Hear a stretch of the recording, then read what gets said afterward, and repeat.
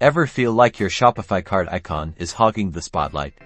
Let's shrink it down for a more refined look. First, you'll need to access your Shopify admin from the main dashboard. Navigate to Online Store.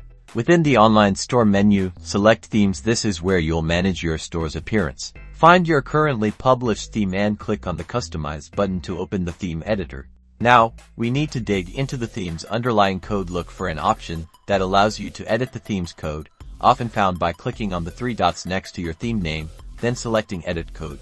Once in the code editor, you'll want to locate your main style sheet. This file is often named basex, the mex, or something similar, and it's usually found in the Assets folder. We'll be adding a custom CSS rule. You'll need to identify the CSS class or selector that targets your cart icon. This can sometimes be found by inspecting the element on your live store using your browser's developer tools. For example, it might be something like cart icon or a similar identifier.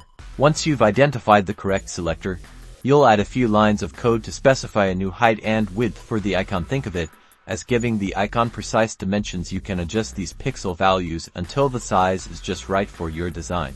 After you've entered your custom CSS, be sure to click the Save button. And there you have it.